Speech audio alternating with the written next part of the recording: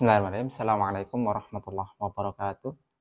Alhamdulillahirabbil alamin wassalatu wassalamu ala sayyidina Muhammadin wa ala alihi wa ashabihi wa man tabi'ahum bi ihsanin ila yaumil qiyamah. Rabbi shrah li sadri wa yassir li amri wahlul 'uqdatam min lisani yafqahu qawli.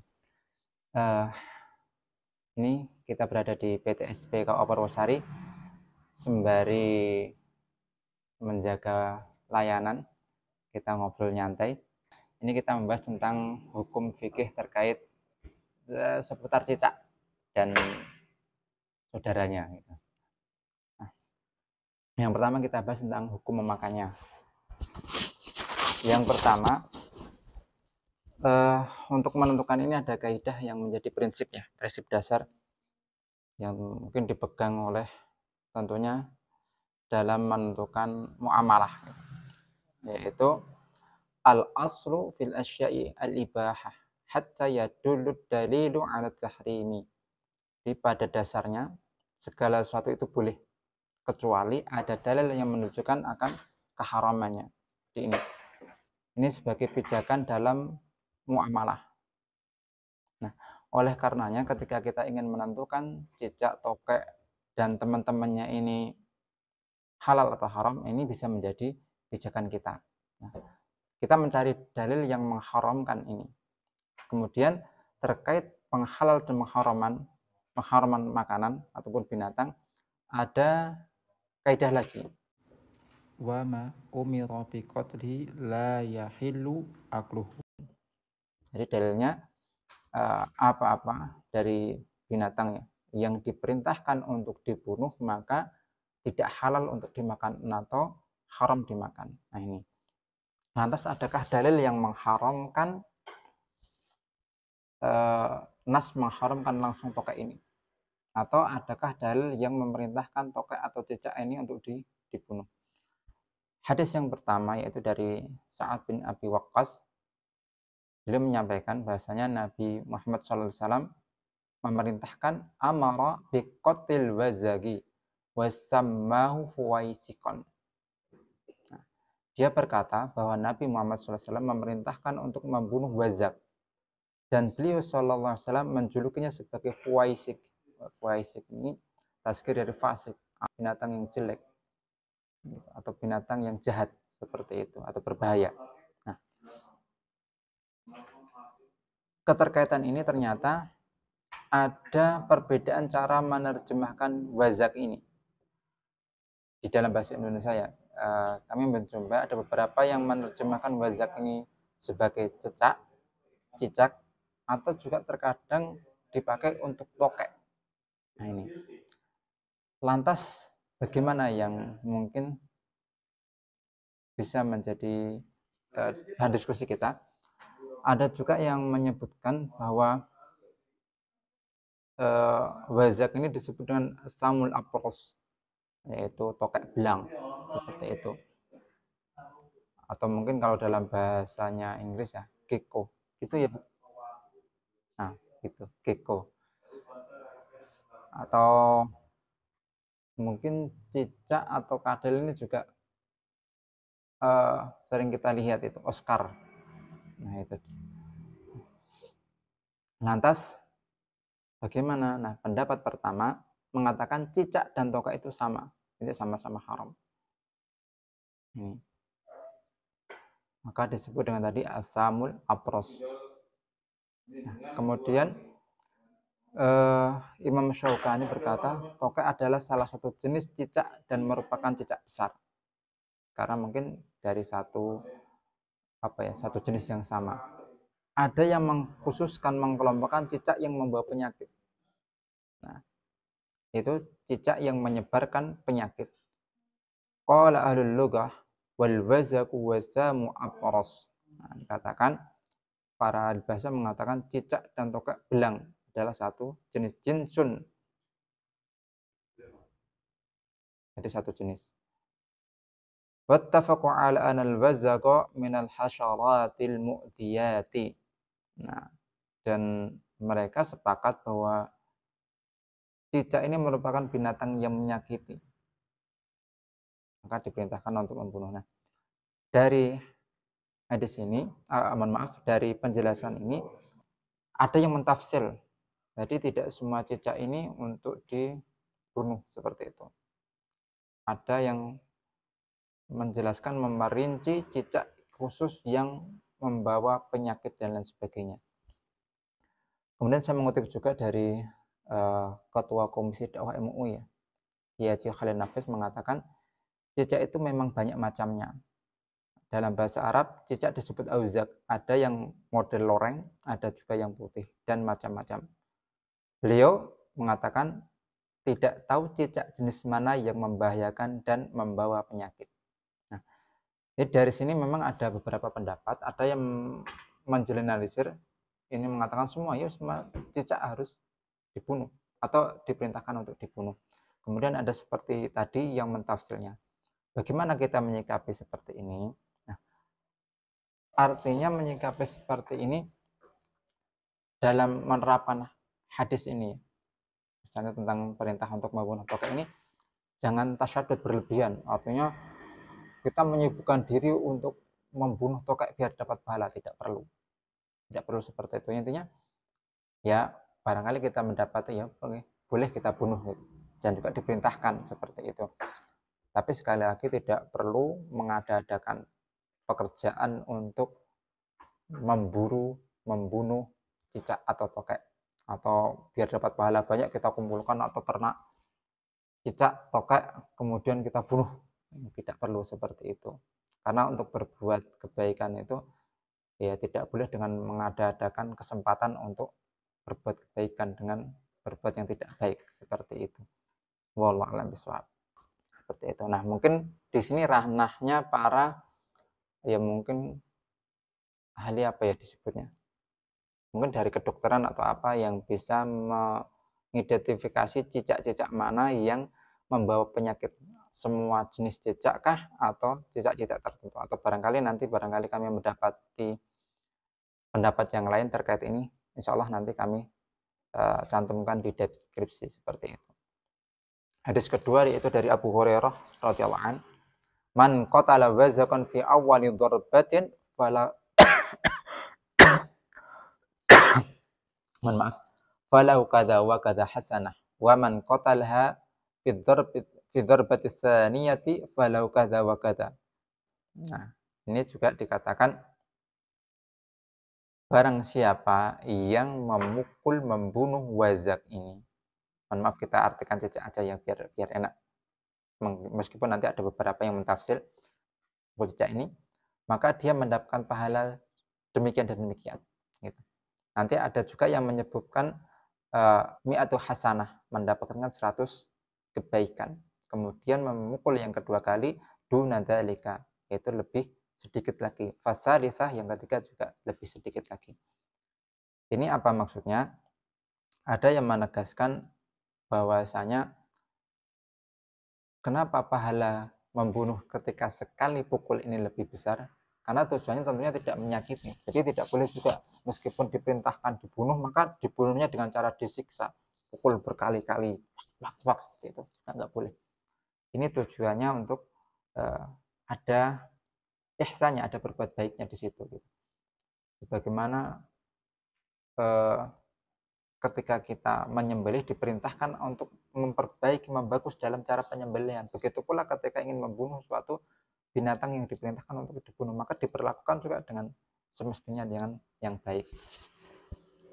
Seperti itu. Kemudian hadis yang ketiga dari Musyuraik radhiyallahu anha, anna Rasulullah sallallahu alaihi wasallam amara bi qatlil wazak. Sebagaimana yang tadi, Rasulullah memerintahkan untuk membunuh wazak ini atau cicak. Wa qala wa kana yanfuhu ala Ibrahim alaihissalam. Nah, karena dahulu itu ketika Nabi Ibrahim alaihissalam dibakar ya. Ini cicak ini termasuk binatang yang dia itu yanfuhu ala Ibrahim, yang meniup api. Jadi api itu ditiup sama cicak ini. Kalau dipikir seberapa dampak, nggak terlalu berdampak sebenarnya tiupannya cicak ini, tidak terlalu dampak. Tetapi ada yang mengatakan ini adalah apa ya, hukuman bagi siapapun yang dia itu ikut andil dalam suatu keburukan. Jadi ini tidak disebutkan seberapa besar dampaknya atau impactnya kepada Nabi Ibrahim alaihissalam, tetapi andilnya ini dalam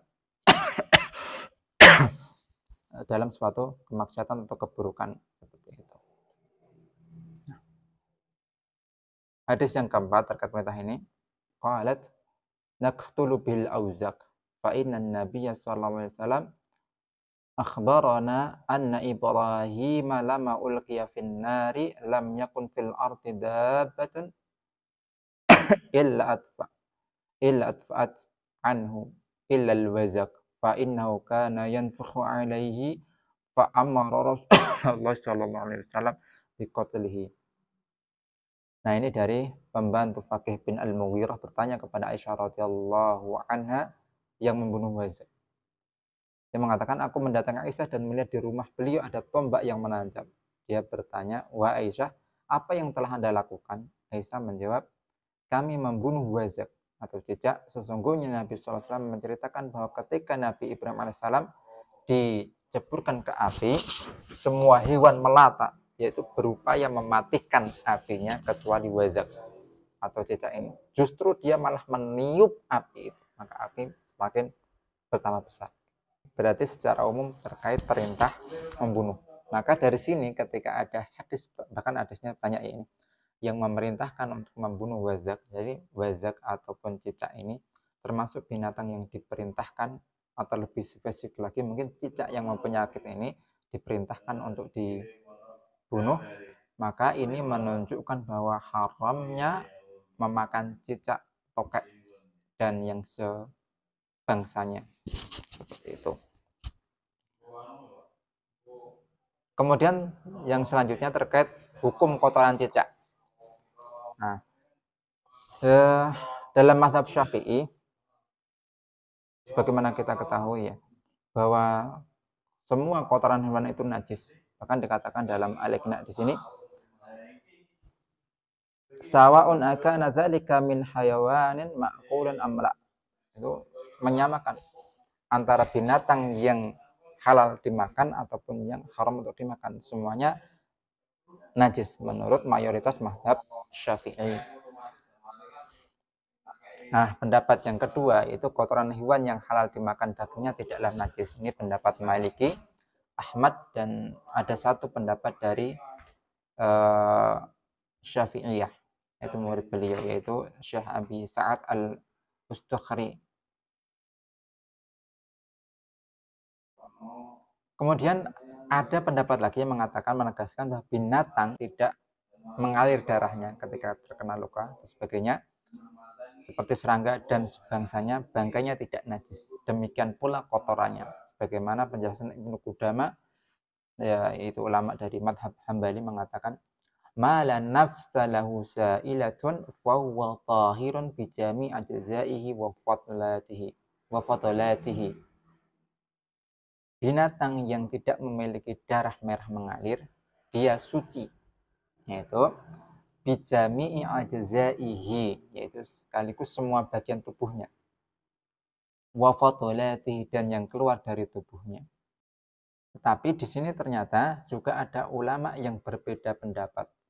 Apakah cicak ini termasuk binatang yang darahnya mengalir atau tidak? Di sini mayoritas ulama mengatakan cicak termasuk binatang yang tidak memiliki darah mengalir. Bagaimana berkata An-Nawawi, wa amal wazaku faqata al-jumhur bi annahu la nafsa lahu sa'ilatun. Yaitu mayoritas ulama menegaskan, yaitu wazak ini atau cicak ini termasuk binatang yang tidak memiliki darah merah yang mengalir. Tapi ada pendapat dari madhab Hambali, yaitu dari Ahmad Ghazali, mengatakan wasahihu minal madhabi anal wazaqa laha nafsun sa'ilatun nasu anil hayah. Dalam fikih madhabnya Hambali, ada yang menegaskan bahwa wazak ini memiliki darah yang mengalir, yaitu sebagaimana ular. Nah, di sini ada dua perbedaan pendapatnya. Kemudian misalnya kita mengambil pendapat yang kotoran cicak ini tetap najis gitu. Apa yang dilakukan? Maka ada penjelasan sesuatu hal yang itu tuh sering kita jumpai, sering kita dapati, maka ini menjadi alasan untuk menolerir najis kenajisannya, atau dikatakan mungkin najisnya dimaafkan.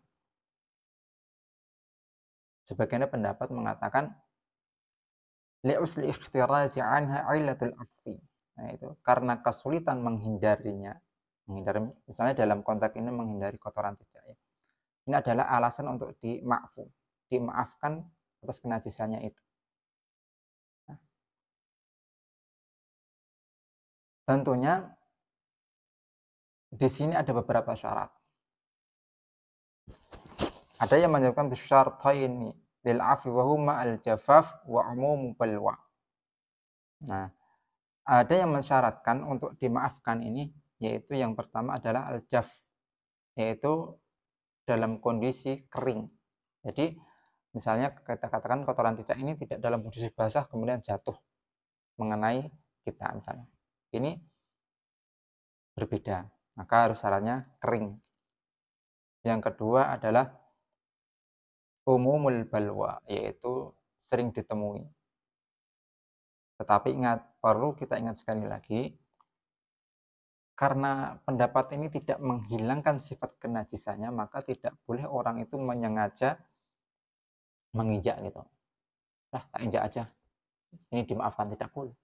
Ini penyengajaan seperti itu tidak boleh, atau istilahnya tasahulan, ya bermudah-mudah dalam hal ini juga tidak diperkenankan. Mungkin selanjutnya perlu kita bahas, lantas bagaimana ketika dalam kondisi kita itu sholat, pertengahan sholat, kemudian ada kotoran cicak itu jatuh di badan kita, di baju kita misalnya. Nah, ini ada penjelasan dari kitab Manhaj At-Tulab. Dalam kondisi itu tidak batal. Dalam kondisi tersebut tidak membatalkan sholatnya. Tapi dengan syarat bila taksirin, yaitu tidak berlaku ceroboh. Artinya dia sudah tahu di di dekatnya itu misalnya, ini cicak ini bentar lagi buang kotoran gitu. Dia menyengaja di bawahnya biar kejatuhan untuk mengamalkan ini nggak bisa. Nah, ini juga di sini disebutkan beberapa permisalan yang terjadi suatu hal yang seharusnya ini membatalkan sholatnya, tetapi dihukumi tidak batal. Ya. Misalnya ka'an kasyafatir rihu awratah, yaitu misalnya karena ada angin menyikap auratnya. Jadi misalnya kita sholatnya di pinggir, kemudian ada angin kencang membuka aurat kita, misalnya baju gitu. Nah, seperti ini juga tidak membatalkan. Au waqa'a ala saubihi najasun ratabun aw yabis, atau jatuh di bajunya itu najis, basah ataupun kering. Nah, ini bagaimana menyikapinya ketika auratnya itu tersingkap, bajunya yang menutupi aurat tersingkap angin, bi an sataral aurah, jadi segera dia harus menutup kembali gitu. Mohon maaf, ini juga tidak berlaku orang yang menyengaja membiarkan auratnya terlihat. Ini mohon maaf, ini malah yang sering kami lihati adalah, mohon maaf, sering kami temui itu orang laki-laki yang mohon maaf ya, sekarang itu ternyata baju ngepres itu bukan cuma untuk perempuan. Bu,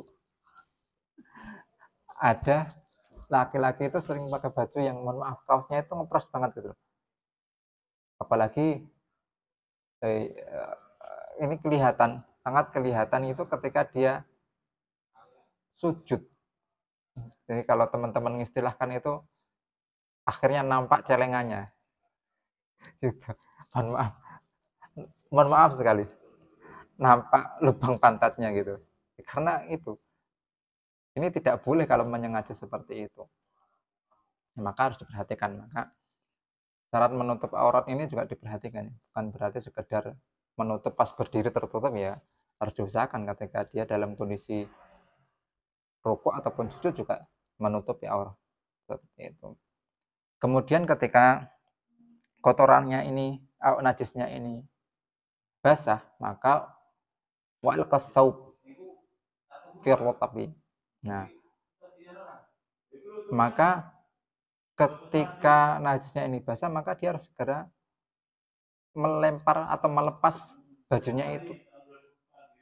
Nah, ini harus dilempar, harus dilepaskan dari badannya. Misal pertanyaan loh, kalau bajunya dilepas nanti auratnya terlihat. Nah, maka dalam kondisi seperti ini, maka dia tidak punya pilihan. Apa pilihannya? Ya dia batal sholatnya, kemudian dia membersihkan najisnya itu. Wa nafadahu bil yabis. Kemudian ketika kotorannya ini kering, maka cukup dibuang. Misalnya tadi kotoran cicak jatuh di bajunya kering ini, dalam kondisi kering, cukup disuntik, apa ya bahasa Indonesianya, cukup dibuang seperti itu. Maka dikatakan di sini fala tubtilu sholatahu, maka sholatnya tidak batal. Nah, inilah beberapa sebab dimaafkannya.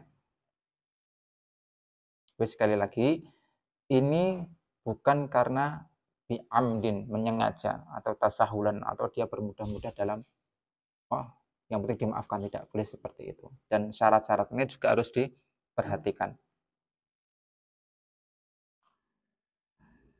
Kemudian kalau kotoran najisnya ini di tempat sholat, nah, ini tidak di badan kita, tapi di tempat sholat. Tidak sampai mengenai tubuh atau pakaian orang yang sholat. Mungkin ya kita yang tinggal di pedesaan ini sering kita menjumpai terkadang di karpet ataupun di tikar, di lantai masjid ini terkadang banyak kotoran burung ataupun cicak. Nah, ini juga dihukumi ma'fu. Sebagaimana yang terdapat dalam kitab I'anatul Talibin. Tentunya tetap dari awal bahwasanya wa taharatu makan yusolli fihi. Nah, tetap syarat sucinya tempat yang dibaca menjadi syarat juga. Tetapi ada pengecualian wa yustasna minhu ma law kasura darakut tuyur. Nah, dikecualikan dari hal permasalahan misalnya ada banyak kotoran burung di tempat tersebut karena ada burung kecil-kecil itu. Kalau di kita mungkin ada yang jenis burungnya saya kurang tahu, entah sriwiwiti atau apa itu, yang dia suka di masjid yang tinggi-tinggi seperti itu. Dan kotorannya juga terkadang banyak. Nah, seperti itu.